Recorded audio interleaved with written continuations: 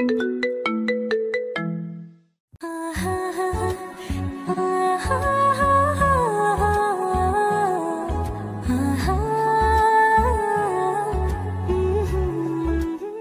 আর তোর ভাইয়াকে আসতে বলি।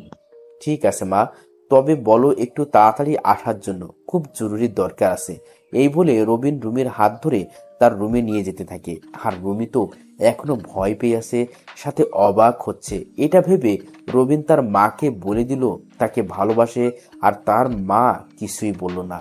রবিন রুমিকে রুমে এনে বলে, এই যে ওয়াশরুম, তুমি যাও ফ্রেশ হয়ে এসো। আচ্ছা, তখন তোমার মাকে এসব কথা বলতে তোমার ভয় করলো না? ভয় করবে কেন? মা জানে আমি কখনো কোনো ভুল কাজ করব না। মানুষ মানুষকে ভালোবাসতেই পারে, ভালোবাসার মানুষকে আপন করে নিতেই পারে। এখানে দোষের কিছু আছে? তোমার মা না খুব ভালো।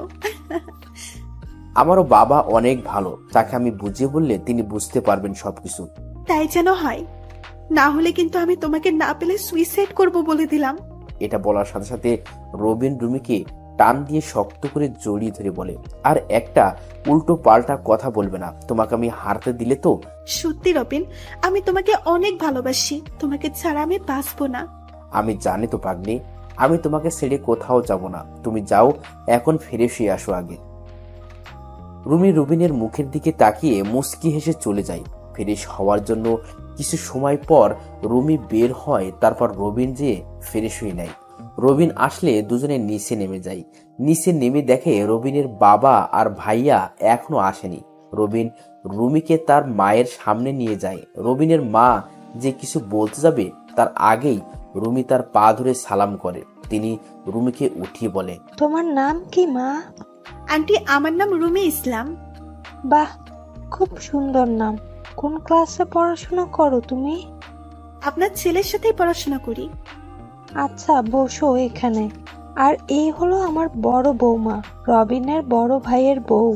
রুমি যেয়ে রবিনের ভাবির পায়ে সালাম করতে নিলে তিনি রুমিকে ধরে ফেলে, তারপর বলে, আমাকে এভাবে সালাম করতে হবে না বোন, আসো আমার পাশে বসো এখন। এতক্ষণ রবিন রুমির কাণ্ড দেখেছে দাঁড়িয়ে দাঁড়িয়ে। এবার রবিন তার মাকে বলে, মা, বাবা আর ভাইয়াকে ফোন করেছো? করেছি, তারা চলে আসবে এক্ষুনি। তুই বস এখানে। ভাবি নীরব কোথায়? ঘুমিয়ে আছে, এতক্ষণ খেলা করেছে, এখন ঘুমিয়ে আছে। ও ঠিক আছে তাহলে। তো কতদিন হলো তোমাদের প্রেম ভালোবাসা? রুমি লজ্জা পেয়ে যায় এমন কথা শুনে। তখন রবিন তার ভাবিকে বলে, প্রায় 4 বছর হবে। ভালো, এতদিন প্রেম ভালোবাসা চালিয়ে গেছ আর ভাবিকে বললে না? আসলে রবিন তার ভাবিকে বোনের মতো জানে। তার কোনো বোন না থাকায় আর ভাবির সাথে সব শেয়ার করে, শুধু এটা কোনোদিন বলেনি। আসলে ভাবি হয়েছে কি। আচ্ছা থাক, আর বলতে হবে না তোমার। রবিন তার ভাবির কথা শুনে হেসে দেয়। এর ভিতর বাড়ির কলিং বেল বেজে ওঠে। কাজের লোক যেয়ে দরজা খুলে দেয়। দরজা দিয়ে ঢুকে রবিনের ভাই আর তার বাবা দুজনে ভিতরে ঢুকে রুমের দিকে তাকিয়ে আছে। কিছু বলতে যাবে তার আগেই রবিন মা বলে, তোমরা ওকে চিনবে না, যাও রুমে যেয়ে ফ্রেশ হয়ে আসো, তারপর সব বলতেছি তোমাদেরকে। ঠিক আছে, যাচ্ছি। তারপর রবিনের বাবা আর ভাইয়া চলে যায় ফ্রেশ হওয়ার জন্য।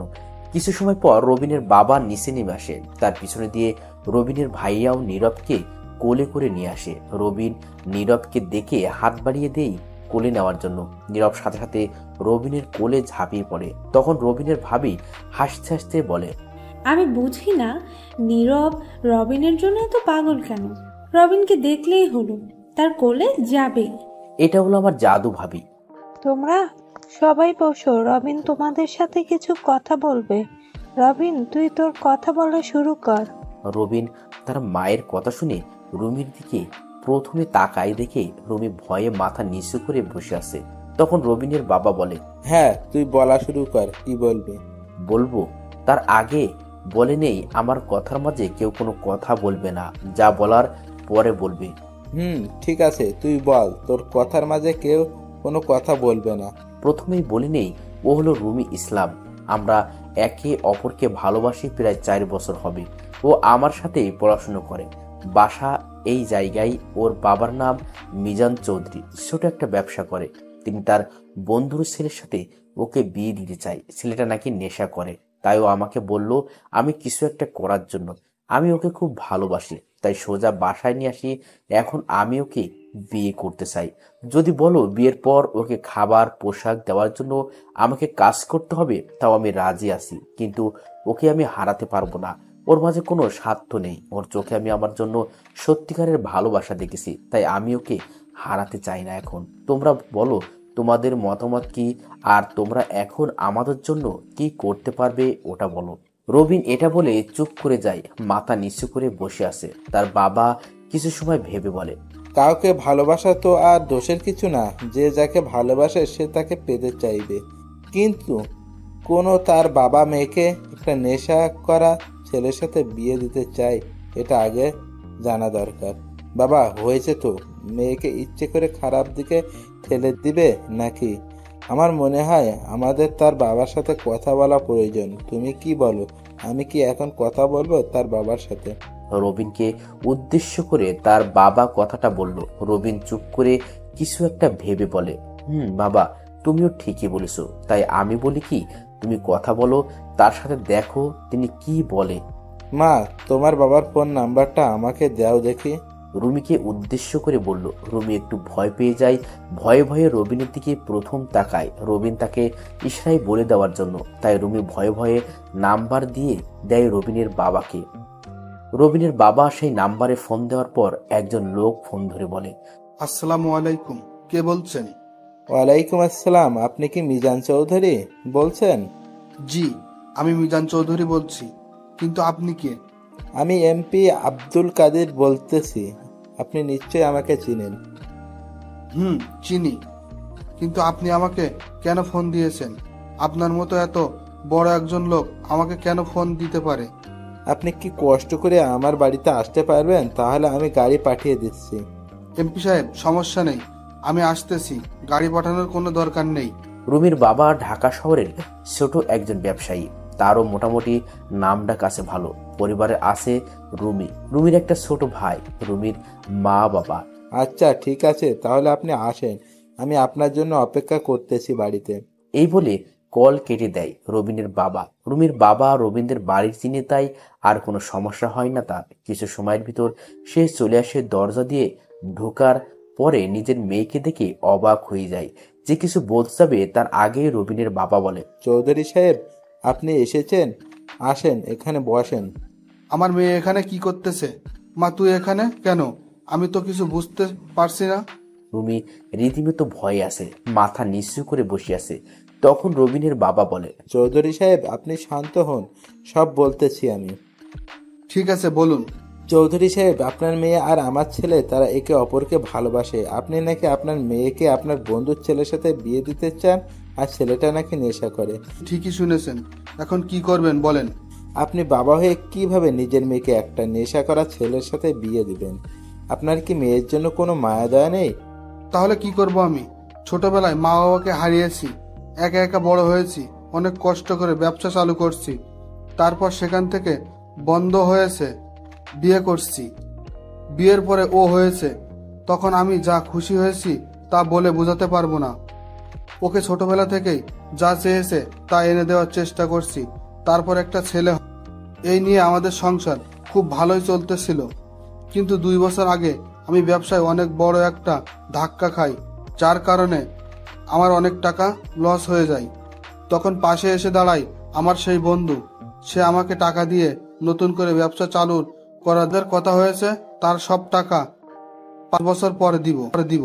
এখন সে বলতেছে তার নেশা করা ছেলের সাথে আমার মেয়ের বিয়ে না দিলে সব টাকা দেওয়া লাগবে 1 মাসের ভিতর।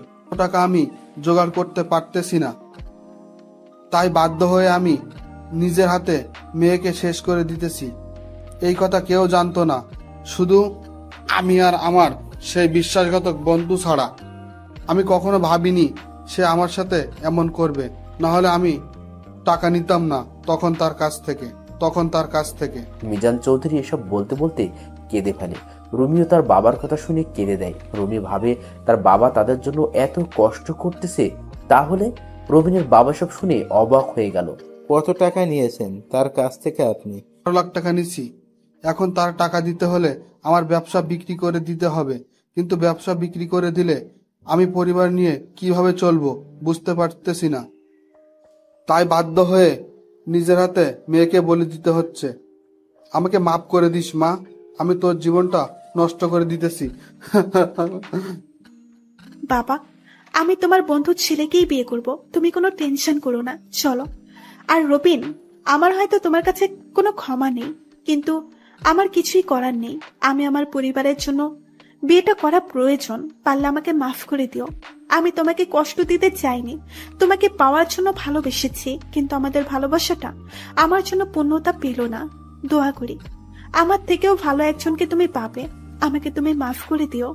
রুমি এসব বলে কান্না করতে করতে বাড়ি থেকে বের হয়ে যায় দৌড়ে। তার পিছনে পিছনে তার বাবাও বের হয়ে যায়। রবিন পুরো অবাক নির্বাক হয়ে বসে আছে।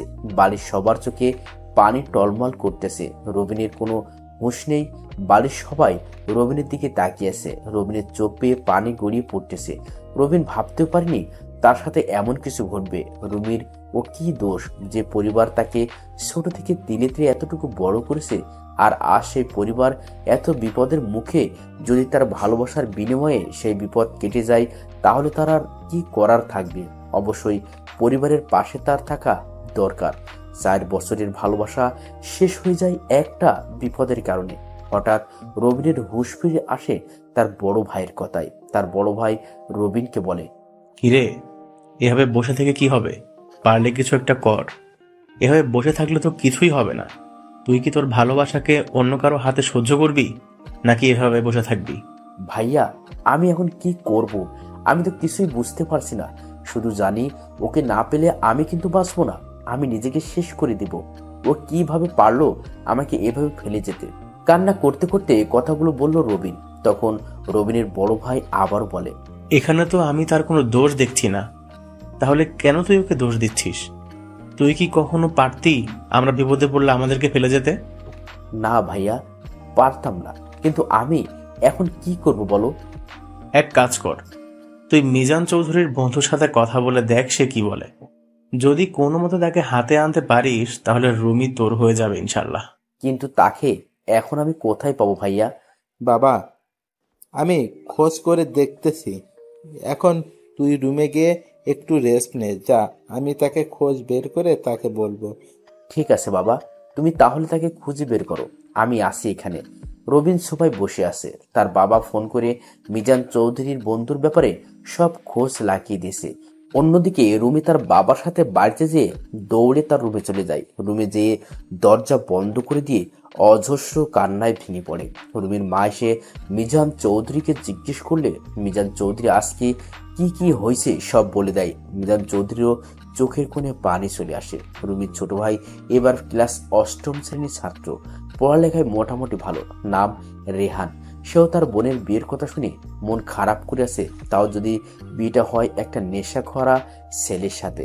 রুমির মা রুমির দরজার সামনে যেয়ে দরজায় আওয়াজ করে বলে দরজা খোলার জন্য, কিন্তু রুমির দরজা খোলার কোনো নাম নেই। রুমির মাও কান্না করতেছে মেয়ের ভালোবাসার কথা শুনে। তিনি ভাবতেছে আজ তাদেরকে সুখী করার জন্য তার মেয়ে নিজের ভালোবাসাকে মাটি চাপা দিয়ে একটা নেশা করা ছেলেকে বিয়ে করার জন্য রাজি হয়ে গেছে। রুমি বিছানায় শুয়ে শুয়ে কান্না করতেছে শুধুমাত্র রবিনের জন্য। সে রবিনকে চিরকালের জন্য হারাতে বসেছে। এই জন্য সে কি পারবে রবিনকে ছাড়া থাকতে? কিন্তু কি করবে, পারত তো হবেই, না হলে যে তার পরিবার ধ্বংস হয়ে যাবে। রুমি কান্না করতে করতে চোখে ঘুম চলে আসে, তাই ঘুমিয়ে যায়। রুমির বাবা এসে রুমির মাকে নিয়ে যায় রুমে। রুমি বাবা দীর্ঘ নিঃশ্বাস, তার মেয়ে তাদেরকে বিপদের মুখে ফেলে কোনো অঘটন ঘটাবে না এই দিকেও রবিনকে সবাই বুঝিয়ে শুনিয়ে রুমে নিয়ে যায়। রবিন রুমে যেয়ে মোবাইলটা বের করে রুমির সাথে তোলা ছবি দেখে কান্না করে দেয় আর একা একা বলতে থাকে, বিশ্বাস করো আমি তোমাকে ছাড়া থাকতে পারবো না। আমি যে কোনো কিছুর বিনিময়ে হলেও তোমাকে পেতে চাই। আমি তোমাকে পাওয়ার জন্য সব করতে পারি। তোমাকে আমি পেয়ে ছাড়বো। দেখো তুমি।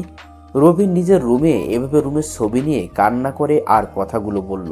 অন্যদিকে রুমিও ঘুমিয়ে আসে। দুপুর গড়িয়ে বিকেলের সময় রুমির ঘুম ভেঙে যায়। ঘুম ভাঙার সাথে সাথে সকালের ঘটনা মনে পড়ে যায়। তাই কিছু সময় নিজের অজান্তেই চোখের পানি ফেলল রুমি। তারপর গোসল করার জন্য চলে যায়। কলটা ছেড়ে দিয়ে কান্না করতে করতে গোসল শেষ করে রুমে। গোসল করা শেষ হলে জামাকাপড় পরে রুমের দরজা খুলে দেয়।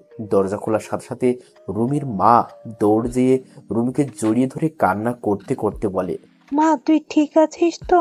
এমন কেউ করে নাকি? তুই দরজা বন্ধ করাতে আমরা কত ভয় পেয়ে গিয়েছি তুই জানিস?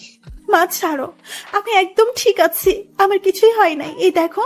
মা চল কিছু খেয়ে নে, সেই সকাল থেকে তো কিছুই খাসনি তুই। মা আমার এখন কিছুই ভালো লাগতেছে না, আমি এখন কিছুই খাবো না।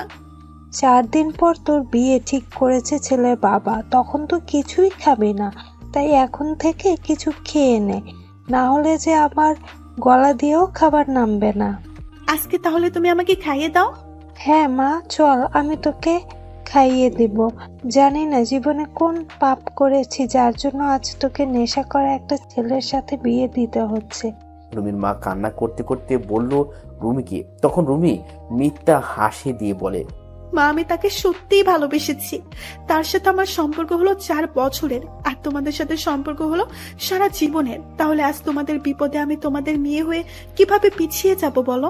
হোক সে আমার ভালোবাসা, তাই বলে কি আমি আমার পরিবারকে ফেলে যাব নাকি এমন বিপদে?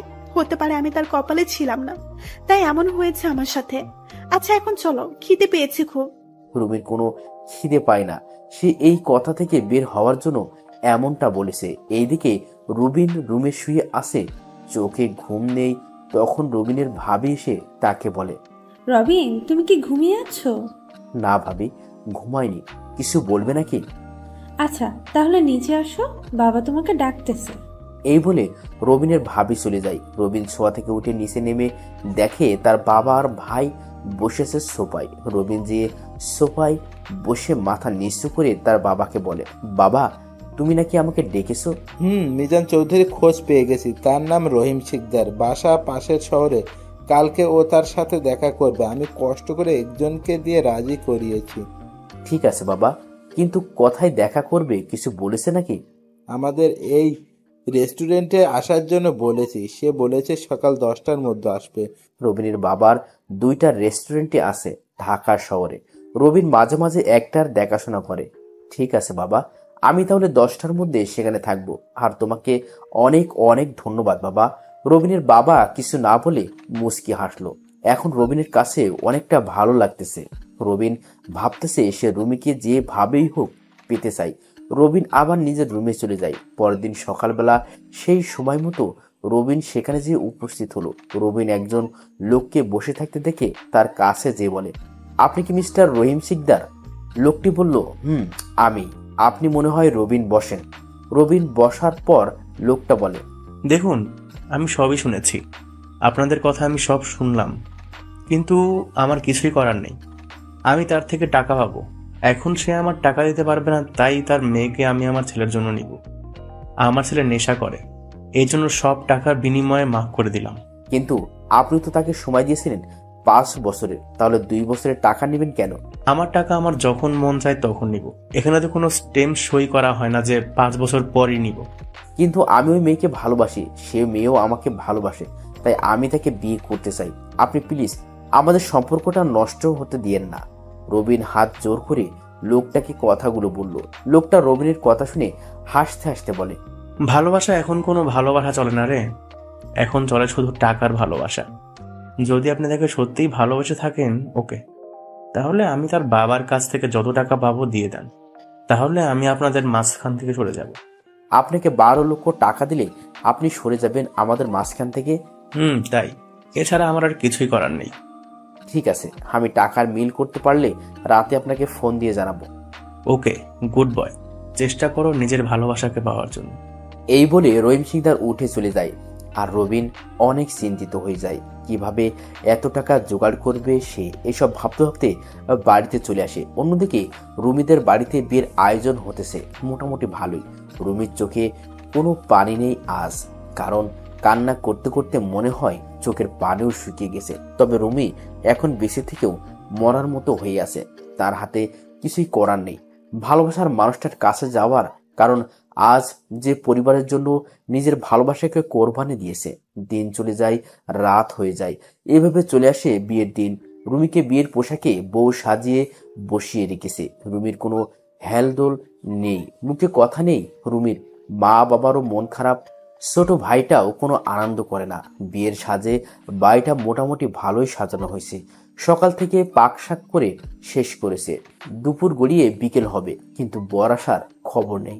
সবাই পড়ে যায় টেনশনে। রুমির বাবা অনেক চিন্তিত হয়ে তার বন্ধুর মোবাইলে কল দেওয়ার পর তারা জানায় এ বিয়ে হবে না, তার ছেলেকে এখানে বিয়ে করাবে না।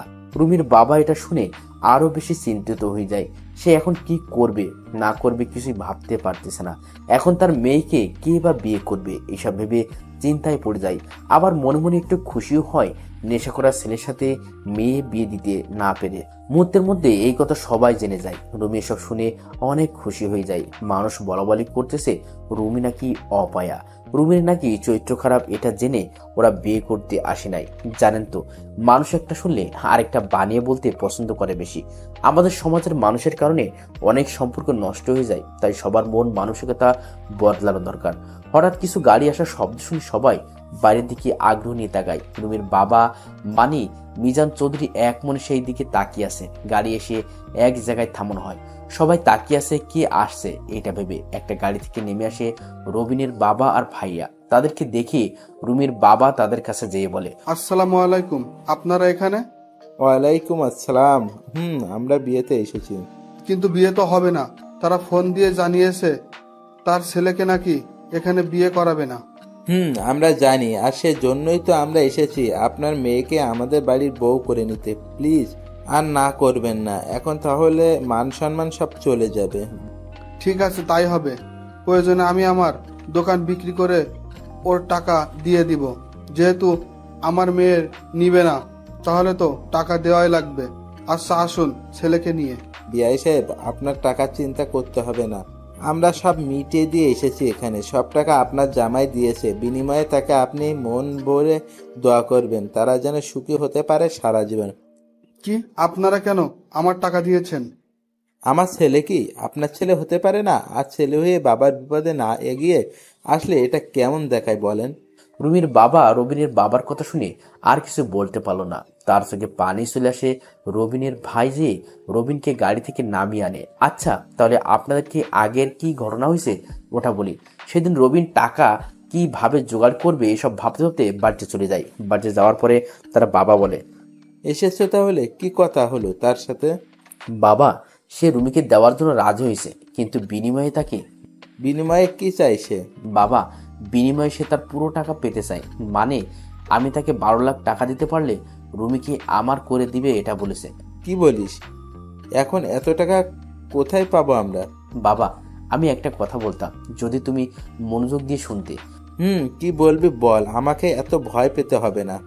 মানে বাবা, বলেছিলাম যে তুমি তো আমার জন্য ব্যাংকে 15 লাখ টাকা রেখেছো বাইরে পড়াশোনা করার বলে।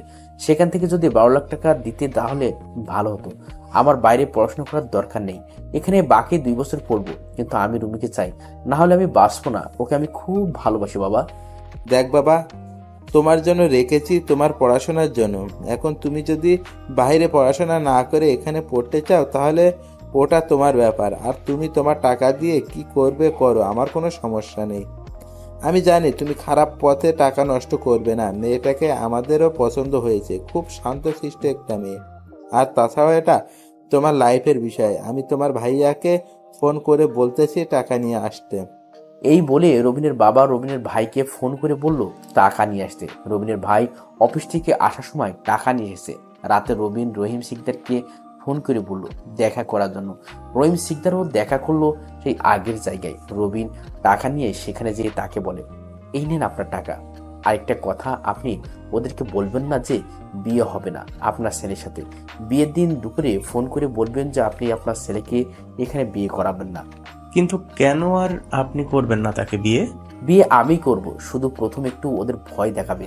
বিয়ের দিন দুপুরে ওরা আপনার সাথে কথা বলার পর সবাই হতাশ হয়ে যাবে, তখন আমরা সেখানে যাব আর বিয়ে করে নিব। শুধু আপনি কষ্ট করে এই কাজটা করে দেবেন প্লিজ। রবিনের কথায় লোকটা রাজি হয়ে যায়। আর তারপর থেকে এভাবে নাটক করে এসেছে। এখন কি হলো তা তো আপনারাই জানেন। ওই মুহূর্তের মধ্যে সবাই হতাশ থেকে বের হয়ে আসে। রুমির কানে এই কথা যাওয়ার পরে সে খুশিতে কান্না করে দেয়। অবশেষে রবিন আর রুমির বিয়ে হয়ে যায় সব নিয়ম কানুন মেনেই। এখন রবিন দাঁড়িয়ে আছে বাসর ঘরের সামনে, তার ভিতরে যেতে বুক কাঁপতেছে। অনেকটা সাহস নিয়ে ভিতরে ঢুকলো রবিন। ভিতরে ঢুকে দেখে রুমি মাথায় ঘোমটা দিয়ে বসে আছে। রবিন মুচকি হেসে একটু কাশি দিল।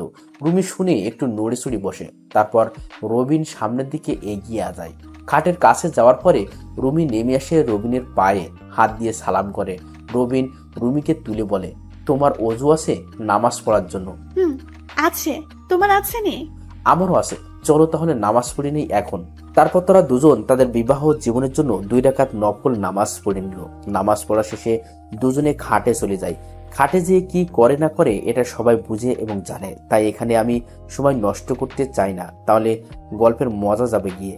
আমি তার ভয়ঙ্কর অতীত নিয়ে কথা বলবো এখন, মানে আসল ঘটনা। বিয়ে 3 মাস চলে যায়, সবাই হাসি খুশি, 2 পরিবার অনেকে আনন্দ আছে, সবার আনন্দ যেন শেষ নেই। রবিন আর রুমিও পড়াশোনা চালিয়ে যেতেছে, দেশে পড়াশোনা করে। এর ভিতর তারা দুজন দুজনকে আরো বেশি ভালোবাসতে শুরু করেছে। একদিন বিকেলবেলা রবিন রুমিকে বলল, আজকে একটু তোমাকে নিয়ে বের হব, চলো রেডি হয়ে নাও। ঠিক আছে, আমি রেডি হচ্ছি, তবে আজকে বের হলে কিন্তু আমাকে নিয়ে অনেক ঘুরতে হবে। ঠিক আছে, তাই হবে, আমি মাকে একটু বলে আসতেছি। এই বলে রবিন নিচে চলে আসে। এসে দেখে তার মা বাবা আর ভাবি নীরবকে নিয়ে বসে আছে। রবিন যাওয়ার সাথে সাথে নীরব রবিনের কোলে চলে আসে। রবিন তাকে কোলে নিয়ে সবাইকে বলে, মা বাবা, আমি একটু রুমিকে নিয়ে বের হব। ঠিক আছে, যাস, সমস্যা নেই, তবে সাবধানে থাকবি। ওকে, ঠিক আছে, তাহলে আমি আসতেছি। ভাবি, নীরবকে রাখো। রবিন নীরবকে তার ভাবির কোলে দেওয়ার সময় কান্না করে দেয় নীরব, আর রবিনকে ঝাপটিয়ে জড়িয়ে ধরে আসে। এটা দেখে বাড়ির সবাই হেসে দেয়। রবিনের ভাবি রবিনকে বলে, বুঝতে পারছি, আজকেও ও তোমাকে ছাড়বে না। কি করার, তুমি ওকে সাথে করে নিয়ে যাও। দেখো না, কান্না করতেছে। কিন্তু ভাবি, যদি পরে কান্না করে আর আমাদের যদি আসতে লেট হয়ে যায়? আরে কান্না করবে না, তুমি তো ওকে আরো নিয়েছো অনেক জায়গায়, আর ও তোমার কাছে থাকলে কোনো কান্না করবে না, আমি জানি। তবে একটু চেষ্টা করো যেন তাড়াতাড়ি বাড়িতে আসতে পারো। রবি নীরবকে আরো ছোট থেকেই জায়গায় জায়গায় নিয়ে যেত, এমনকি ভার্সিটিতেও নিয়ে গেছে কয়েকবার। রবিনের ভাবির কথা শুনে রবিনের বাবা বলে, তুমি ওকে নিয়ে যাও, ও একটু তোমাকে বেশি ভালোবাসে মনে হয়। তোমাকে দেখলে তো কারো কাছে থাকেই না, তোমার কাছে চলে যায়। আচ্ছা, তাহলে তোমরা রেডি হও, আমরা নীরবকে তোমার রুমে নিয়ে রেডি করিয়ে বের হয়ে পড়ো।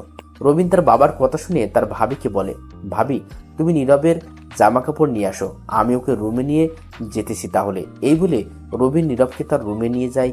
রুমে যে দেখে রুমের রেডি হওয়া প্রায় শেষ। রবিন তখন রুমিকে বলে, এই দেখো কাকে নিয়ে এসেছি, আজকে ওকে নিয়ে যাব আমাদের সাথে করে। নীরব যে ও আমাদের সাথে যাবে সত্যি? সত্যি, ওকে আমাদের সাথে করে নিয়ে যাব আজকে। তাহলে তো ওকে রেডি করাতে হবে, আর সবাইকে বলবো এটা আমার ছেলে, আমার বাবাটা। নীরবকে সুমুখে হাসিমুখে বলল রুমি। রবিন তার কথায় হেসে দেয়। তখন রবিনের ভাবি এসে বলে, ছেলে আমার, আর তুমি বলো তোমার। ছেলেটাও রবিনের পাগল, কেউ বলবেই না যে এটা আমার সন্তান। রবিনের ভাবির কথায় রবিন মুচকি হাসে, আর রুমি একটু ভয় পেয়ে যায়। সে ভাবছে রবিনের ভাবি রাগ করে কথাটা বলেছে, তাই সে বলে, ভাবি তুমি রাগ করো না, আমি মজা করে বলেছি। বোন, তুমি ভয় পেও না, আমিও মজা করছি। আর আমার ছেলে মানে তোমারও ছেলে, কোনো সমস্যা নেই। আসলে নীরব রবিনকে ছাড়া কিচ্ছু বোঝে না, তাই বলছি। আর তুমি সবাইকে বলো ও তোমার ছেলে, কোনো সমস্যা নেই। রবিনের ভাবি হাসতে হাসতে কথাগুলো বলল। রুমিও তার কথায় খুশি হয়ে যায়। তারপর নীরবকে রেডি করিয়ে রবিন রেডি হয়ে নেয়। বের হয়ে যায় তাদের একটা গাড়ি নিয়ে। রবিন গাড়ি চালাইতেছে আর রুমি তার পাশে বসে আছে। নীরব রুমির কোলে বসে আছে, তবে প্রথমে রুমির কোলে যেতে চাই না, অনেক কষ্ট করে দিয়েছে তার কোলে। অনেকক্ষণ পরে রবিন একটা পার্কের সামনে গাড়ি থামায়। সেখানে নেমে রবিন নীরবকে কোলে নেয়। তারপর তারা পার্কের ভিতরে একটা সুন্দর জায়গায় যেয়ে বসে। নীরবকে চকলেট কিনে দিয়ে রুমি আর রবিন কথা বলতেছে বসে বসে, আর নীরব রবিনের কোলেই। অনেকক্ষণ সেখানে থাকার পরে রবিন রুমিকে বলে, অনেক তো বসেছিলাম, চলো ফুচকা খেয়ে এখন। এটা তো আমার প্রিয় খাবার, তুমি না বললেও আমি তোমাকে জোর করে নিয়ে যাব। আচ্ছা চলো তাহলে। আমি জানি তো এটা তোমার প্রিয়, তাই তো বললাম। রুমি রবিনের কথা শুনে মুচকি হাসলো। তারপর তারা চলে যায় একটা ফুচকার দোকানে। সেখানে যেয়ে রবিন 2 প্লেট ফুচকা অর্ডার করে। কিছু সময়ের মধ্যে চলে আসে। রবিন আর রুমি ফুচকা খেতেছে। নীরব রবিনের পাশে বসে আছে। সে চকলেট খেতেছে আর রবিনের মুখের দিকে তাকিয়ে আছে। রবিনের 1 প্লেটের সাথে রুমি 3 প্লেট খেয়ে ফেলছে। অবশেষে রবিন সব বিল মিটিয়ে রুমিকে বলে, একটু পরে সন্ধ্যা হয়ে যাবে, তো তাই চলো এখন একটু তোমাদের বাড়ি থেকে ঘুরে আসি, তারপর বাড়িতে চলে যাব, কি বলো? এই বলে তারা গাড়িতে যেয়ে বসে। সেই আগের মতো করে গাড়ি চলতেছে। গাড়ি চলতে রুমিদের বাড়ির সামনে চলে আসে তারা। তারপর গাড়ি থেকে নেমে দরজার সামনে যেয়ে কলিং বেল চাপ দেয় রুমি। কলিং বেল দেওয়ার কিছু সময় পর দরজা খুলে দেয় রুমির ভাই। রুমির ভাই রুমিকে দেখে অবাক হয়ে বলে, আপু তুমি এই সময়? তাও আবার না বলে চলে এসেছো। কেমন আছো তোমরা? ভালো আছি, তুই কেমন আছোস? আমিও ভালো আছি ভাইয়া, আসেন ভিতর আসেন আপনারা। তারপর রবিন আর রুমির ভিতরে ঢোকার পরে রুমির ভাই যেয়ে তার মা বাবাকে ডেকে নিয়ে আসে রুম থেকে। তারা নিচে নামার পরে রুমি ও রবিন তাদেরকে সালাম করে। তারা সালাম নিয়ে অবাক হয়ে বলে, রে মা, তোরা এসেছিস এই সময়, কোনো সমস্যা নাকি? না বাবা, কোনো সমস্যা না। আসলে একটু ঘুরতে বের হয়েছিলাম, তাই একটু তোমাদের সাথে দেখা করে যাব ভাবছি, এই জন্য চলে আসলাম। ভালো করছিস মা। তো ওকে সাথে করে নিয়ে এসেছো, ও কান্না করবে না মাকে না ফেলে? না, ও কান্না করবে না। আসলে ও তোমাদের জামাইকে ফেলে চলে, আর কিছু লাগে না। তাহলে ভালো। আচ্ছা বাবা, এসেছো যখন, তাহলে কিন্তু রাতের খাবার আমাদের এখান থেকে খেয়ে যেতে হবে। কিন্তু বাবা, তাহলে তো অনেক রাত হয়ে যাবে। আমরা অন্য এক সময় এসে থেকে যাব কিছুদিন, কিন্তু আজকে পারবো না বাবা। তা ঠিক। আচ্ছা তাহলে বসো, তোমাদের জন্য নাস্তার ব্যবস্থা করতেছি, অন্তত এটা খেয়ে যাও। আচ্ছা ঠিক আছে বাবা। রবিনের কথা শুনে মিজান চৌধুরী খুশি হয়ে রুমির মাকে বলে নাস্তা রেডি করার জন্য। রুমির মা ওদের জন্য নাস্তা রেডি করলো। নাস্তা দেওয়ার পর একসাথে সবাই নাস্তা করে নিল। তারপর কথা বলতে বলতে আরো সময় চলে যায়। রাত 8টা বেজে গেছে। এর ভিতর নীরবও ঘুমিয়ে গেছে রবিনের কোলে। তারপর রবিন আর রুমি ওদের কাছে বলে বাড়ির দিকে রওনা দেয়। রবিন নীরবকে রুমির কোলে দিয়ে সে গাড়ি চালাতেছে, আর নীরব ঘুমিয়ে আছে রুমির কোলে। রুমি রবিনকে বলে, তোমাকে অনেক ধন্যবাদ আমাকে এখানে নিয়ে আসার জন্য। ধন্যবাদ দেওয়ার কিছু নেই, তোমার খুশি আমার খুশি। রবিন আর রুমি কথা বলতে বলতে বাড়ির সামনে চলে আসে। তখন রাত বাজে প্রায় 9টা। রবিনদের বাড়িটা হলো একলা বাড়ি, মানে আশেপাশে তেমন একটা বাড়ি নেই। আর রবিন আর রুমি গাড়ি থেকে নেমে যায়। রুমির কোলে নীরবকে দিয়ে হাঁটা ধরে। দরজার সামনে সে কলিং বেল চাপ দিবে, এমন সময় রবিন দেখে দরজা মনে হয় খোলা। তাই রবিন আস্তে দরজাটা ধাক্কা দেয়। ধাক্কা দেওয়ার সাথে সাথে দরজা খুলে যায়, কিন্তু ভিতরে পুরো অন্ধকার। এটা দেখে রবিন আর রুমি ভয় পেয়ে যায়। রবিন নিজের মোবাইলটা হাতে নিয়ে লাইট জ্বালিয়ে নেয় আগে। তারপর রুমির এক হাত ধরে ভয়ে ভয়ে ঘরে ঢুকে যায়। বাড়ির লাইটের সুইচটাই হাত দিয়ে লাইট জ্বালিয়ে পিছনে ফিরে জোরে চিৎকার করে ওঠে রবিন। রবিনের চিৎকার শুনে রুমি পিছনে ফিরে, আর সাথে সাথে রুমিও চিৎকার করে ওঠে, কারণ বাড়ির পাখার সাথে 2টা লাশ ঝুলতেছে। আর 2টা লাশ বাড়ির ফ্লোরে পড়ে আছে। বাড়ির সবকিছু ভাঙচুর করা। রবিন আর রুমি চিৎকারে নীরব জেগে যায়। নীরব জেগে কান্না করতে থাকে, আর রুমিও ফ্লোরে ধাপ করে বসে পড়ে। রবিন একই জায়গায় দাঁড়িয়ে তার মা বাবার লাশের দিকে তাকিয়ে আছে। তার মা বাবার লাশ পাখায় ঝুলতেছে, আর তার ভাই ভাবির লাশ ফ্লোরে পড়ে আছে। তার বাবা মায়ে যে মারা গেছে এটা পুরো বুঝে যেতেছে, কারণ দুজনের নিথর দেহ ঝুলতেছে, কোনো নড়চড় নেই।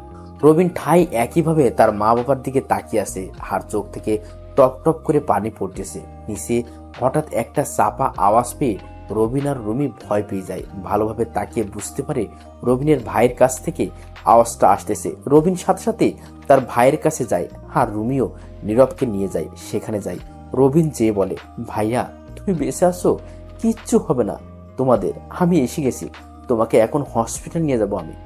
আমাকে কোথাও নিতে হবে না, আমি বাঁচবো না। তুই আমার একটা শেষ ইচ্ছে রাখবি? বল, কথা দে আমায়। কি কথা ভাইয়া, বলো, আমি রাখবো। তুই নীরবকে নিজের ছেলে হিসেবে দেখবি আজ থেকে। কখনো ওকে বুঝতে দিবি না যে ওর মা বাবা মারা গেছে, সে এতিম। সে যেন সারা জীবন জেনে যায় তোরা দুজনের বাবা মা। আর আমাকে পারলে মাফ করে দিস। আমি মা বাবাকে বাঁচাতে পারলাম না, ওরা আমাদেরকে বাঁচতে দিল না। তোর কাছে একটা ছোট্ট অনুরোধ, তুই নীরবকে নিয়ে এই দেশ ছেড়ে চলে যা, না হলে ওরা তোদেরকেও মেরে ফেলবে। ওরা আমার সামনে আমার মা বাবাকে মেরে ফেললো, আর আমি কিছু করতে পারলাম না। ওই জাফর ইকবালরা আমাদেরকে বাঁচাতো। রবিনের ভাই আর কিছু বলতে পারলো না, তার দেহ থেকে প্রাণটা বের হয়ে যায়। এর আগেই এখন রবিনের ভাইয়ার ও নিথর দেহ পড়ে আছে, আর রবিন হাউমাউ করে কান্না শুরু করে দেয়। রবিন ফোন করে থানায় ফোন করে সব জানানোর পরে পুলিশ চলে আসে 2 গাড়ি। এর মধ্যে এলাকায় জানাজানি হয়ে যায় এই খবর। দলে দলে মানুষ আসা শুরু করে দিয়েছে। একে তো খুন করা হয়েছে 4 জনকে, তার উপর এমপি ও তার পরিবারকে। এমন কথা শুনলে তো মানুষ জানাজানি বেশি হবে। সাংবাদিক এসে গেছে অনেক, সব খবরের চ্যানেলে একই খবর দেখাইতেছে। পুলিশ এসে সব লাশ নিয়ে যায় থানায়। সাংবাদিকরা রবিনের সাথে কথা বলার অনেক চেষ্টা করে, কিন্তু পারে না। পুলিশ রবিনের সাথে কাউকে দেখা করতে দেয় না, কারণ রবিন এখন কান্না করতেছে, তার মন ভালো নেই। রুমি তার বাবার কাছে ফোন করে সবকিছু জানায়। তার বাবা এসব শুনে রুমির মা আর ভাইকে নিয়ে চলে আসে রাতেই। তারা এসেই রুমিকে বলে, কিরে মা, এসব কি করে হলো? কি জানি বাবা, বলতে পারবো না। আমরা এসে দেখে এমন অবস্থা, কেন যে আজকে আমার পাশে থেকে বের হলাম। শান্ত হ মা, এখন কি আর হবে? যা হওয়ার তা তো হয়ে গেছে। একদিন কেটে যায় সবাই কান্নাকাটি করতে করতে। পরের দিন পুলিশ এসে রবিনকে জিজ্ঞেস করতে ঠিক কি হয়েছে। রবিন প্রথম থেকে শেষ পর্যন্ত সব বলে দিল পুলিশকে। তার ভাই যা যা বলেছে তাও বলে দিল পুলিশকে। পুলিশ এসব শুনে রবিনকে বলে, জাফর ইকবালের নাম বলেছে, কিন্তু তো একটা গোলমাল আছেই। তবে এখন প্রমাণ ছাড়া কিছু করা যাবে না। আপনি টেনশন করবেন না, আমরা দেখতেছি কি করা যায়। সবাই জানে আমাদের এমপি সাহেব কত ভালো মানুষ ছিলেন। নিশ্চয়ই কেউ তার এই ভালো থাকা মেনে নিতে পারে নাই, তাই এমন কাজ করছে। উপর থেকে আমাদেরকে বলা হয়েছে ভালো করে খোঁজ নিতে, আমরা তাই করার চেষ্টা করব। আর যেহেতু আপনার ভাই আপনাকে বলেছে এই বাড়িতে থাকলে আপনার বিপদ হবে, তাহলে কিছু দিনের জন্য আপনারা এই বাড়ি থেকে চলে যান। রবিন পুলিশের কথা মতো তাই করলো। রবিন চাইছে তাদের অন্য জায়গায় আরেকটা বাড়ি আছে, ওখানে থাকবে। কিন্তু রুমির মা বাবার অনেক জোরাজুরিতে রুমিদের বাড়িতে চলে যায় 2 মাস, কিন্তু পুলিশ কিছুই করতে পারেনি। রবিনের পরিবারের খুনিকে তা এখন জানতে পারেনি পুলিশ। যারা খুন করছে তাদেরকে বের করতে পারেনি পুলিশ। রবিনদের যত ব্যবসা ছিল তা এখন রবিনকে দেখাশোনা করা লাগে। এমনকি তার বাবার যে কাজ ছিল তাও রবিনকে সামলাতে হয়, কারণ এলাকার মানুষ চায় রবিনের বাবা যেমন ভালো মানুষ ছিল রবিনও তেমনি হবে। এই জন্য রবিন এখনো সব সামলানো লাগবে। রবিন রাজি ছিল না প্রথম, সবার জোরজুরিতে এখন তার বাবার কথা ভেবে রাজি হয়ে যায়। এই 2 মাসে রবিন ও অনেক চেষ্টা করছে তার বাবার খুনিকে বের করার জন্য। 2 মাস পর একদিন পুলিশ রবিনকে ফোন করে জানায় থানায় দেখা করার জন্য। রবিনও তাই করে। পরের দিন সকালবেলা রবিন থানায় চলে যায়। পুলিশ অফিসারকে বলে, আমাকে কেন আসতে বললেন এখানে? দেখুন রবিন সাহেব, আমরা এই 2 মাসের অনেক চেষ্টা করছি এমপি সাহেবের খুনিকে বের করার জন্য, কিন্তু আমরা কোনো প্রমাণ জোগাড় করতে পারিনি। এখন আমরা কি করব বলেন? ওপর থেকে কি বলেছে এটা নিয়ে আপনাদেরকে? তারা তো বলছে আরো ভালো করে খোঁজ করার জন্য, কোনো কিছু সন্দেহ হলেই ওটাকে নিয়ে নিতে, কাউকে সন্দেহ হলে তাকে অ্যারেস্ট করতে, কিন্তু আমরা তেমন ধরনের কিছুই পাই নাই। ঠিক আছে, আপনারা আপনাদের কাজ চালিয়ে যান। কোনো সমস্যা হলে আমাকে বলবেন, আর কোনো হেল্প লাগলেও আমাকে বলবেন। ঠিক আছে, আমরা তাই করব। আপনি তাহলে এখন আসতে পারেন, কোনো সমস্যা নেই। আচ্ছা, উপর থেকে কিছু বলেছে কি যে বাবার এমপির দায়িত্ব আমি নিয়েছি? না, তা বলেনি। তবে সামনের বছর নাকি ইলেকশন হবে শুনলাম।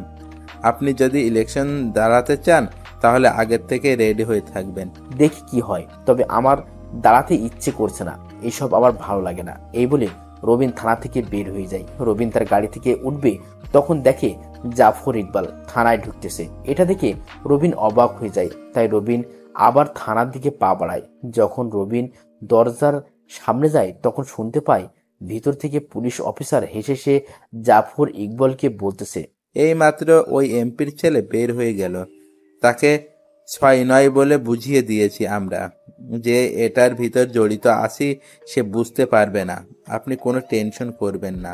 যদি ওই এমপির ছেলে বেশি বাড়াবাড়ি করে তাহলে তাকেও দুনিয়া থেকে উপরে পাঠিয়ে দিব, কি বলেন? না, তা করা যাবে না, না হলে আমরা বিপদে পড়ে যাব।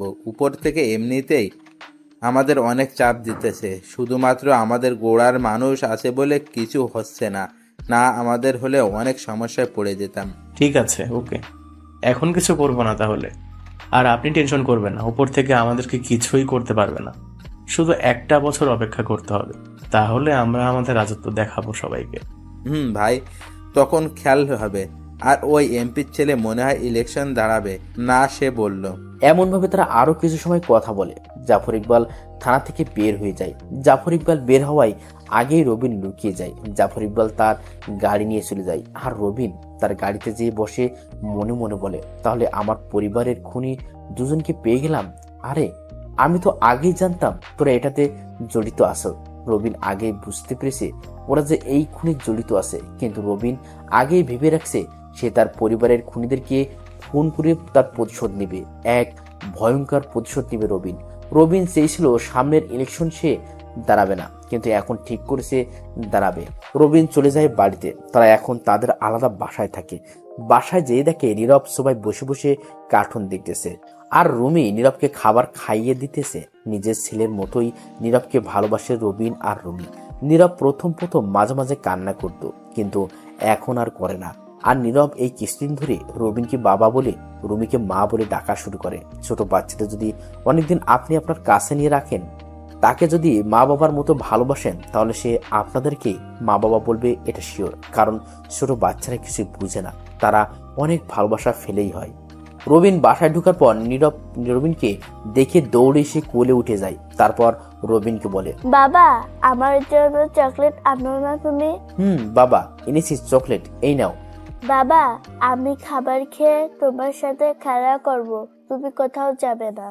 এই বলে নীরব চলে যায় খাবার খাওয়ার জন্য। আর রবিন রুমির সাথে একটু কথা বলে নিজের রুমে চলে যায়।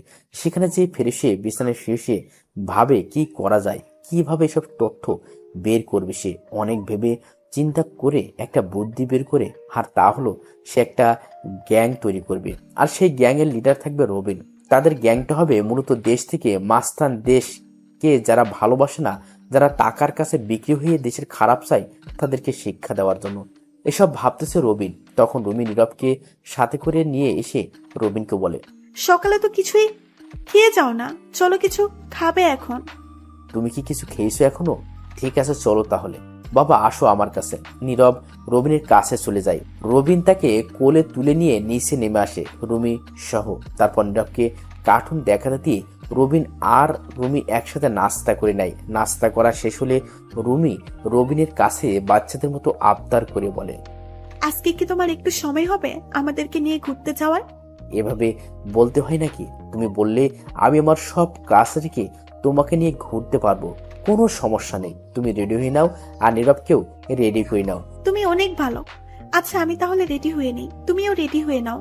তারপর তারা রেডি হয়ে নেয় ঘুরতে বের হওয়ার জন্য। সারাদিন ঘোরাঘুরি করে রাতে রেস্টুরেন্ট থেকে খাওয়া দাওয়া করে বাড়িতে আসে। বাড়িতে এসে সেদিনের মতো শুয়ে পড়ে তারা। পরের দিন সকালবেলা রুমি রবিনকে ডাকা দেয় ঘুম থেকে ওঠার জন্য। তাই রবিন ঘুম থেকে উঠে ফিরে শুয়ে নাস্তা করে নীরবকে একটু আদর করে অফিসে চলে যায়। এভাবে চলে যায় আরো 6টা মাস। এর ভিতর রবিন হয়ে যায় খুব ভয়ঙ্কর একজন মানুষ। তার একটা টিম গঠন করে নিয়েছে এর ভিতর, আর সেই টিমের নাম দিয়েছে RR গ্রুপ। RR হলো তার নাম থেকে নেওয়া প্রথম অংশ। এই 6 মাসে রবিনের এই টিম নিয়ে সামাজিক যোগাযোগ মাধ্যমে অনেক তোলপাড় শুরু হয়ে যায়। তার কারণ হলো এই গ্রুপটা যেই কোনো নেশা করার জায়গা, বারে, তারপর যারা মানুষকে বিনা কারণে কষ্ট দেয় তাদেরকে হয়তো পৃথিবী থেকে সরিয়ে দেয়, আর না হলে তাদের অবস্থা পুরো খারাপ করে ফেলে। কিন্তু এই গ্রুপের কাউকে সাধারণ মানুষ চেনে না। অবশ্য মানুষ তাদেরকে চিনবেই কি করে? যেখানে পুলিশ তাদের কোনো হদিস পায় না, সেখানে সাধারণ মানুষ কি ভাবে? ওই গ্রুপটা যে কোনো হামলা চালায় রাতের অন্ধকারে। এটা যে রবিনের গ্রুপ তা কেউ জানে না, রুমিও জানে না এটা। রবিন কখনো তাকে বলেনি। রবিন যে মাঝে মাঝে রাতে বাড়ি থেকে বের হয় এটা রুমি বুঝতে পারে, কিন্তু কখনো সে রবিনকে এটা নিয়ে কিছু বলে না। তার বিশ্বাস রবিন কোনো কাজের জন্য বের হয়, তাকে রবিন কখনো ঠকাবে না, এটা তার পুরো বিশ্বাস আছে। রবিন তাকে ঠকাবে না, সে তো তার প্রতিশোধ নিতে চায়। যে মা বাবা ছোট থেকে এত বড় করেছে, যে বড় ভাই তাকে এত ভালোবাসতো, যে ভাবি তাকে নিজের ভাইয়ের মতো করে ভালোবাসতো, তাদের খুনের প্রতিশোধ নিতে চায় এখন রবিন। এতদিন সেই এমনিতেই খারাপ কাজের প্রতিবাদ করেছে, এখন সে তার প্রতিশোধ নিতে চায়। আর সেই জন্য রবিন তার কাছের একজন লোক মানে রাজুকে বলল জাফর ইকবালকে ধরে আনতে। আর রাজুও তাই করলো, জাফর ইকবালকে ধরে নিয়ে আসছে তাদের আস্তানায়। আজকে রবিন খুব খুশি, তার কারণ আজকে তার প্রথম টার্গেট সফল হতে চলেছে।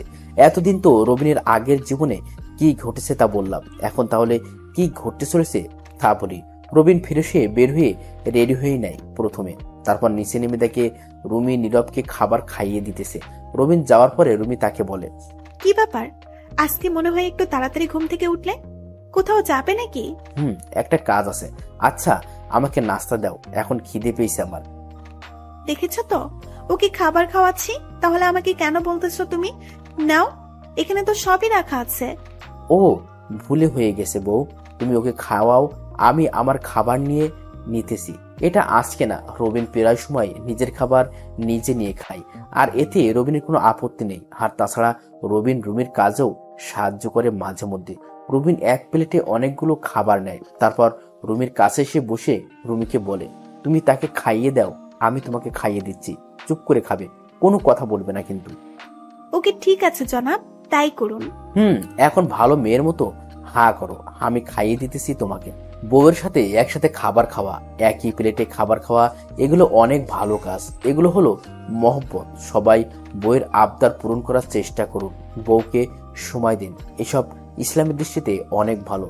রবিন রুমিকে আস্তে আস্তে খাইয়ে দিতেছে, সে নিজেও খেতেছে। তখন নীরব রবিনকে বলে ওঠে, বাবা তুমি কি শুধু আম্মুকে খাওয়াইয়ে দিবে, আমাকে দিবে না খাওয়াইয়ে? দিব তো, আসো বাবার কোলে আসো, তুমি বাবার হাতে খেতে চাও, এটা বললেই তো বাবা তোমাকে খাইয়ে দেবে। নীরবের এমন কথা শুনে রুমি হেসে দেয়, তারপর রবিন নীরবকেও খাবার খাইয়ে দেয়। সে বাড়ি থেকে বের হয়ে যায়, তার গাড়ি নিয়ে সোজা চলে যায় তার গোডাউনে। সে নিজেই গাড়ি চালিয়ে গেছে সেখানে। গোডাউনে যেয়ে দেখে তার লোকজন সবাই বসে আছে, তবে কাউকে দেখে বোঝা যাচ্ছে না এরা যে এত ভয়ঙ্কর। সবাই একদম সাধারণ মানুষের মতো চলাচল করে। রবিন গোডাউনে ঢোকার সাথে সাথে সবাই তাকে সালাম করে। রাজু এগিয়ে এসে রবিনকে বলে, বস, ওকে চেয়ারের সাথে বেঁধে রেখেছে, চলেন দেখবেন তাকে আপনি। দেখবো তো অবশ্যই, তার আগে সবাই নিজের মুখ ঢেকে নাও, কাউকে যেন সে চিনতে না পারে। বস, তাই হবে। আর আপনি আসার আগেও আমরা তার কাছে গিয়েছি মুখ ঢেকে। তারপর এক একে সবাই নিজের মুখ ঢেকে নেয়। তারপর একসাথে সবাই জাফর ইকবালের সামনে যেয়ে দাঁড়ায়। জাফর ইকবাল তো এভাবে সবাইকে দেখে ভয় প্যান্ট নষ্ট করার মতো হয়ে গেছে। সে যে কিছু বলবে তার উপায় নেই, কারণ তার মুখে কাপড় দিয়ে বেঁধে রেখেছে। রবিন জাফর ইকবালের সামনে একটা চেয়ারে নিয়ে বসে পড়ে। তারপর জাফর ইকবালের মুখ থেকে কাপড় সরানোর জন্য বলে, একজন যে কাপড় সরিয়ে দেয়। কাপড় সরানোর সাথে সাথে জাফর ইকবাল ভয়ে ভয়ে বলে, তোমরা কারা? কেন আমাকে ভাবে ধরে এনেছো? এখানে কি চাও তোমরা? আস্তে আস্তে তোর সব কথার উত্তর দিতেছি, শান্ত হ তুই। আমরা কারা জানতে চাস? তাহলে শোন, আমরা হলাম আর গুরু। তোদের মতো জানোয়ারদের প্রাণ নেওয়া আমাদের কাজ। কি কি বলছেন? আমি তো কিছু করিনি, প্লিজ আমাকে মাফ করে দিন, আমাকে ছেড়ে দিন, দরকার হলে আমার সব সম্পত্তি নিয়ে নিন, আপনি তারপর আমাকে কিছু করবেন না। চুপ কর জানোয়ার, তুই কি আমাকে লোভী ভাবতেছিস নাকি? আমার যা আছে তা নিয়েই আমি অনেক সুখী আছি। মাফ করবেন ভাই, আমি কি করেছি যার জন্য আমাকে এভাবে ধরে এনেছেন? আমি কি বড় কোনো ভুল করেছি নাকি ভাই? তা তো করছোস, এমপি আব্দুল কাদের সাহেবকে খুন করে এখন সাধু সাজার দরকার নেই তো। ভাই সেটা আমি করি না, প্লিজ বিশ্বাস করুন আমার কথা। রবিন জাফর ইকবালের কথায় হু হু করে হেসে ওঠে। তারপর জাফর ইকবালকে ঠাস করে একটা থাপ্পড় মেরে বলে, তুই করছিস না তাই না? তুই এটাতে জড়িত আসোস, পুলিশ অফিসার এটাতে জড়িত আছে, আর কে আছে ওটা বল, নাহলে এখনই তোকে মেরে ফেলবো। বলছি ভাই, এটার মেইনকে তা আমি জানি না, তবে যদি এমপি আব্দুল কাদের সাহেবের বিরোধী দলের এমপি যে ধরিয়েছে তাকে ধরতে পারেন, তাহলে মনে হয় কিছু জানতে পারবেন। তুই শিওর তো তাকে ধরলে কিছু জানতে পারবো? আমি শিওর, কারণ আমি তারই একজন লোক। তাহলে তো পরের টার্গেট পেয়ে গেলাম, এখন তোর বেঁচে থাকার কোনো অধিকার নেই। ভাই আমাকে মারবেন না, আমি তো আপনাকে সব বলেই দিয়েছি। সব বলছিস ঠিক, কিন্তু তুই কি এখন আর আমার পরিবারকে ফিরিয়ে দিতে পারবি? না, পারবি না। তাহলে তোর বেঁচে থাকার কোনো মানে হয় না। আপনার পরিবার মানে আপনি কে ভাই? আমার পরিবার, আমি রবিন রাব্বি, এমপি আব্দুল কাদেরের ছেলে। তোরা আমার পরিবারকে বাঁচতে দিলি না। রাজু, নিয়ে আয় আমার জিনিসগুলো। রাজু রবিনের কথা মতো রবিনের কাছে একটা বক্স এনে দেয়। রবিন বক্সটা খোলার সাথে সাথে জাফর ইকবাল ভয়ে চিৎকার করে বলে ওঠে। জাফর ইকবাল ভয় পেয়ে এই কথা বলল, তার কারণ হলো রবিন যে বক্সটা খুলেছে ওই বক্সে ছিল ব্লেড আর মরিচের গুঁড়ো। জাফর ইকবাল ভালো করে বুঝতে পারছে তার জন্য এসব আনা হয়েছে। সে বুঝে গেছে তার আজকে মরতেই হবে, তাই সে এত কষ্ট পেতে চায় না। সে চায় মরলে এভাবেই মরে যেতে, এত কষ্ট পাওয়ার থেকে। কিন্তু রবিন তো আর তার কথা শুনবে না। তার কারণ রবিন এখন তার প্রতিশোধের নেশায় আছে। তার কাছে এখন এসব বলে কিছুই লাভ হবে না। রবিন জাফর ইকবালের কথায় কোনো কান না দিয়ে একটা ব্লেড হাতে নিয়ে নেয় প্রথমে, তারপর মরিচের গুঁড়াগুলো এক পাশে রাখে। জাফর ইকবালের শরীর থেকে সব কাপড় খুলে ফেলে, শুধুমাত্র শার্ট প্যান্ট বাদে। তারপর রবিন এলোমেলোভাবে জাফর ইকবালের রানে পোস্ট দিতে থাকে। রবিনের যত লোক আছে তারা ভয় পেয়ে গেছে রবিনের এইরকম আচরণ দেখে। কেউ কিছু বলার সাহস পেতেছে না।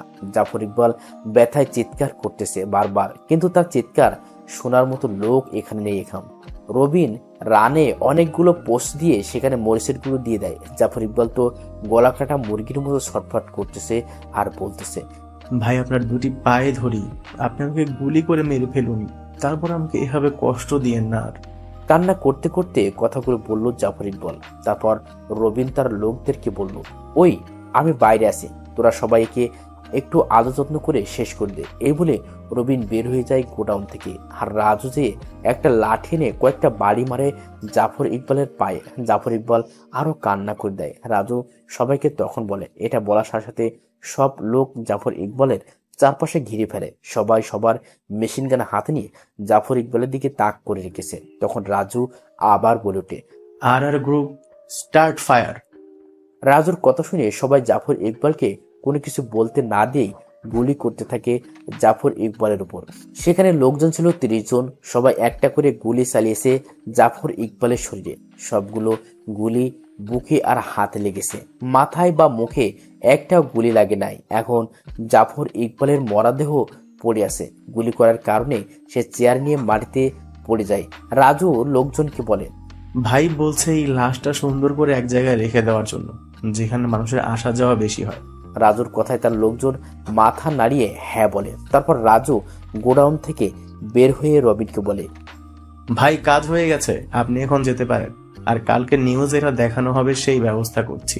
ঠিক আছে, তাই কর। আমি তাহলে গেলাম। আর ওর লাশটা জায়গা মতো রাখা হলে কালকে পুলিশ অফিসারকে তুলে নিয়ে আসবি। তারপর সেই লোক যার এমপি হওয়ার শখ অনেক, তার ব্যবস্থা করব। ভাই শুনেছি সেই লোকেরও নাকি অনেক দাপট আছে এলাকায়, তবে এটাকে আমরা ভয় পাই না, আমাদের কাজ আমরা করবই। সে যত শক্তিশালী হোক, ওকে তো আমরা চাই, সে যেভাবেই হোক। আর আমার দলও কিন্তু অনেক শক্তিশালী, এটাও সবাইকে মানতে হবে। এভাবে আরো কিছু সময় কথা বলে রবিন চলে আসে বাসায়। রবিনকে বাসায় এসে দেখে রুমি অবাক হয়ে বলে, কি ব্যাপার, তুমি এই সময় বাড়িতে? কখনো এই সময় বাড়িতে আসো না তো, শরীর খারাপ নাকি? না, শরীর খারাপ না, এমনি চলে এসেছি। আমার বাপটা কোথায়? এতক্ষণ দুষ্টুমি করছে, এখন রুমে যেয়ে খেলা করতেছে। ও আচ্ছা, তাহলে এখন তুমি কি করো? কি আর করব, মহারাজের জন্য খাবার তৈরি করতেছিলাম। আচ্ছা, তোমার কি কষ্ট হয় না? কেন কষ্ট হবে শুনি? এই যে তোমাকে কোনো সন্তান দিতে পারবো না আমি, এটার জন্য। তোমাকে একদিন বলছি না এটা নিয়ে কথা না বলতে? আমাকে সন্তান দিতে পারবে না কে বলেছে? নীরব আছে না, ওই তো আমাদের নয়নের মণি। ওই কি আমাদের সন্তান না? নীরবকে আমি সারা জীবনের জন্য নিজের সন্তান হিসেবে দেখে আসবো। আর এখানে তোমার দোষ কি বলো? তুমি তো অনেক চেষ্টা করেছো এটা নিয়ে, আর আমি তোমার থেকে যে ভালোবাসা পেয়েছি এটাই অনেক। অন্য জায়গায় কখনো এমন ভালোবাসা পেতাম না হয়তো। রুমি কথা শুনে চোখের পানি ছেড়ে দেয়। রবিনের চোখের পানি মুছিয়ে দিয়ে বলে, কি শুরু করছো? মেয়েদের মতো এমন কান্না করতেছো কেন? আমি অনেক খুশি আছি তোমাকে নিয়ে। আমার কোনো সন্তান চাই না, শুধু তোমাকে আর নীরবকে নিয়ে সুখী থাকতে চাই সারা জীবন। সত্যি আমি খুব ভাগ্যবান। নাহলে তোমার মতো একজনকে জীবনে পেতাম না কখনোই। আমিও খুব খুশি তোমাকে আমার জীবনে পেয়ে। আচ্ছা তুমি থাকো, আমি নীরবকে নিয়ে আসতেছি নিচে। এই বলে রবিন চলে যায় নীরবকে আনতে, আর রুমি দাঁড়িয়ে দাঁড়িয়ে মুচকি হাসতে থাকে। রবিন আর রুমির বিয়ের এতদিন হলো, তারপরও তাদের কোনো সন্তান আসার আনাগোনা নেই। তার কারণ হলো রবিন কখনো বাবা হতে পারবে না, ডাক্তার বলেছে। তবে এটাতে রবিন কোনো কষ্ট নেই। তার কারণ হলো রবিন তাকে অনেক ভালোবাসে, সেও রবিনকে অনেক ভালোবাসে, আর নীরবকে তার ছেলে ভেবে থাকে রুমি। এই জন্য রুমি কিছুই বলে না। রবিনও অনেক চেষ্টা করেছে সন্তান হওয়ার জন্য, কিন্তু কিছুই লাভ হয়নি। রবিন রুমির কাছ থেকে চলে যায় তাদের রুমে, যে দেখে নীরব সব জামা কাপড় সরিয়ে ছিটিয়ে খেলা করতেছে, রুমের সবকিছু ফ্লোরে পড়ে আছে। এইসব দেখে রবিন হেসে বলল। ছেলের কাছ দেখে বাবা রবিন হেসে দেয়। বাবার হাসির শব্দ শুনে নীরব পিছনে তাকায়, তাকিয়ে রবিনকে দেখে দৌড়ে এসে রবিনের কোলে উঠে যায়। তারপর ছোট ছোট উচ্চারণ করে বলে, বাবা তুমি কখন এসেছো বাড়িতে? আমাকে কেন ডাক দাও না? বাড়িতে এসে এখনই এসেছি বাবা, আর এই তো তোমার কাছে এসেছি তোমাকে নেওয়ার জন্য, কিন্তু তুমি পুরো ঘরে এরকম করে রেখেছো কেন? আমি তো খেলা করছিলাম শুধু বাবা। তাহলে কি আমি খেলা করব না? আর খেলা করো, কোনো সমস্যা নেই, কিন্তু ঘরে যে এরকম করে রেখেছো, আম্মু যদি এসে তোমাকে বকা দেয়। রবিন এটা বলার সাথে সাথে নীরব কান্না করে দেয়। তারপর রবিনকে বলে, আপু কি আমাকে সত্যি বকা দিবে বাবা? নীরবের কান্না করা দেখে রবিন অবাক হয়ে যায়। তখন রুমি পিছন থেকে বলে ওঠে, না বাবা, আম্মু বকা দিব না, তুমি যেভাবে মন চাই সেভাবে খেলা করো। রুমির কথায় রবিন আরো নীরব রুমির দিকে তাকায়। রবিন তাকে মুচকি সে দেয়, আর নীরব বলে ওঠে, সত্যি আম্মু তুমি আমাকে বকবে না? আম্মু তাহলে আমি আর একটু খেলা করি এখন। না বাবা, এখন আর খেলা করতে হবে না, আবার পরে খেলা করবে। এখন চলো আমরা নিচে যেয়ে বসে গল্প করব সবাই। ঠিক আছে আম্মু, তুমি যা বলবে তাই করব। তারপর রবিন নীরবকে আর রুমিকে নিয়ে নিচে চলে আসে। সেখানে তারা অনেকক্ষণ সময় নিয়ে কথা বলল। নীরবকে নিয়ে তারা খেলা করলো। খেলা করতে করতে দুপুর হয়ে যায়, তাই সবাই গোসল করে নেয়। নীরবকে রুমি সবসময় গোসল করিয়ে দেয়। সবাই দুপুরে খাবার খেয়ে রবিন একটু রেস্ট নিয়ে রুমিকে বলে চলে যায় তার অফিসে। নিজের অফিস তো, তাই যখন মন চায় তখন যাওয়া যায়। অফিসে যেয়ে কিছু একটা কাজ করে রাতের বেলা চলে আসে রবিন। তারপর টুকটাক কথা বলে দুষ্টুমি করে নীরবের সাথে। পরে সবার খাওয়া দাওয়া করে ঘুমিয়ে যায়। অন্যদিকে রাজুরা সবাই রেডি হয়ে আসে কখন সুযোগ পাবে, এটার আশায় যে জাফর ইকবালের লাশটা সুন্দরভাবে এক জায়গায় রাখতে পারে। ঢাকা শহরের যেখানে বেশি মানুষের আনাগোনা, সেখানে লাশটা রাখার কথা হয়েছে। অবশেষে সেই সুযোগ পেয়ে গেল রাত 3:30। তারা লাশটা খুব সুন্দর করে রাস্তার মাঝখানে দড়ি দিয়ে বেঁধে ঝুলিয়ে রেখেছে। গায়ে কিছুই ছিল না, শুধু শর্ট প্যান্ট ছিল একটা। তারপর রাজুরা সবাই চলে যায়। তবে লাশের গায়ে একটা কাগজে লেখা আছে আর, যাতে মানুষ বুঝতে পারে এটা আর গ্রুপের কাজ। রাজুরা সবাই চলে যায় সেখান থেকে। তাদেরকে কেউ দেখে না, সিসি ক্যামেরা লাগানো ছিল, কিন্তু তাদেরকে চেনার কোনো উপায় নেই। সবার গায়ে কালো প্যান্ট, শার্ট, জুতা ছিল, মুখ কালো কাপড় দিয়ে ঢাকা ছিল। পরদিন সকালবেলা রবিনের ফোনে কল আসার কারণে তার ঘুম ভেঙে যায়। মোবাইলটা হাতে নিয়ে দেখে রাজুর কল, তাই কলটার সাথে সাথে রিসিভ করলো রবিন। কল রিসিভ করার পরে রাজুকে রবিন বলল, কি রে, কি জন্য এই সকাল সকাল কল দিছিস? ভাই কষ্ট করে একটু টিভিতে খবরটা দেখেন, তাহলে বুঝতে পারবেন সবকিছু। ওকে, আমি দেখতেছি তাহলে। তারপর শোয়া থেকে উঠে ফ্রেশ হয়ে নিচে বসার রুমে চলে আসে রবিন। রবিনকে এই সময়ে রুমি দেখে বলে, কি ব্যাপার, তুমি এই সময়ে কেন উঠলে? তোমার তো এই সময়ে ওঠার কথা না। কিছু লাগবে নাকি তোমার? না, কিছু লাগবে না, আমি এসেছি একটা খবর দেখতে, খুব জরুরি একটা খবর দেখা লাগবে। ও ঠিক আছে, তাহলে দেখো। আর নীরব কি করতেছে? ঘুমিয়ে আছে নাকি? দেখলাম তো ঘুমিয়ে আসো, তাই আর জাগে তুলি না। এখন তো মাত্র 7:15 বাজে, বাচ্চা মানুষ, আরো পরে উঠলে কোনো সমস্যা নেই। তা ঠিক বলেছ। আচ্ছা তোমাকে কি চা দেবো এখন? দিলে তো খুব ভালো হয়। এই বলে রুমে চলে যায় চা আনার জন্য, আর রবিন টিভিটা অন করে সোফায় বসে পড়ে। তারপরে একটা খবর চ্যানেলে যায় রবিন, সেখানে দেখতে পায় জাফর ইকবালের মরদেহ দেখাইতেছে। লাশটা দড়ি দিয়ে বেঁধে রেখেছে এবং ঝুলে আছে এখনো। পুলিশ অফিসার আরো অনেক পুলিশ এসেছে। হাজার হাজার মানুষ ভিড় করে আছে লাশ দেখার জন্য। সাংবাদিক পুলিশকে অনেক কিছু জিজ্ঞেস করতেছে, কিন্তু পুলিশের কাছে কোনো উত্তর নেই। অনেকক্ষণ পর লাশটা নামানো হয়। তারপর লাশটা পুলিশ সাথে করে নিয়ে যায় থানায়। কেউ কিছুই বলতে পারতেছে না কে বা কারা এই কাজ করেছে। রবিন এসব দেখে একটা মুচকি হাসি দেয়। রুমি চা নিয়ে এসে দেখে রবিন মুচকি মুচকি হাসতেছে। তখন রুমি রবিনকে বলে, কি হয়েছে, এভাবে মুসকি মুসকি হাসতেছো কেন? আজকে নিউজ দেখিছো জাফর ইকবালের খুন হয়েছে। কিভাবে খুন হয়েছে, কি করেছে কিছুই বলতে পারে না। পুলিশ আর জাফর ইকবাল হলো রাজ্জাক সাহেবের লোক। আমার জানা মতে ওরা খুব খারাপ লোক ছিল, আর সেই কারণে মনে হয় কেউ এভাবে ওকে মেরে ফেলেছে। বুঝলাম, কিন্তু তুমিও একটু সাবধানে চলাচল করবে এখন থেকে। বলা তো যায় না কখন কি হয়ে যায়। আর এই নাও তোমার চা। রুমি রুবিনকে একটা চা দিয়ে রবিনের পাশে বসে পড়ে। রবিন চা খেতে খেতে রুমিকে বলে, ভাবছিলাম বাবার এই এমপির ক্ষমতা আমার হাত থেকে চলে যাওয়ার পরে সামনে তো রাজনৈতিক ভিতরে যাব না, এমপি হওয়ার জন্য দাঁড়াবো না, কিন্তু এখন মনে হচ্ছে দাঁড়াতে হবে। তা না হলে কিছু মানুষরূপী জানোয়ারদের দেশটাতে শেষ করে দিবে। মানুষ তাদের জন্য শান্তিমতো এলাকায় থাকতে পারবে না। আমারও মনে হয় রাজনৈতিক করা ঠিক না, কিন্তু মানুষের মুখের দিকে তাকিয়ে তোমার দাঁড়ানো উচিত। হয়তো তোমার অনেক কষ্ট হয়ে যাবে, কিন্তু অনেক মানুষ তোমার কষ্টের উছিলায় সুখী থাকতে পারবে। সেই কারণেই তো মনে হয় ভাইয়ার কথাটা রাখতে পারবো না আমি। তা ঠিক বলেছ। আচ্ছা, দরকার হলে আমরা আর ওই বাসায় যাব না, মাঝে মাঝে যে বাড়িটা পরিষ্কার করে আসবো। বাবার নিজের তৈরি করা বাড়ি যদি এভাবে ফেলে রাখি তাহলে তো হয় না। ঠিক আছে, তাই হবে। আচ্ছা, অনেক কথা হয়েছে, এখন তুমি নাস্তা রেডি করো, আমি নীরবকে নিয়ে আসতেছি। রুমি ঠিক আছে বলে চলে যায় নাস্তা রেডি করা।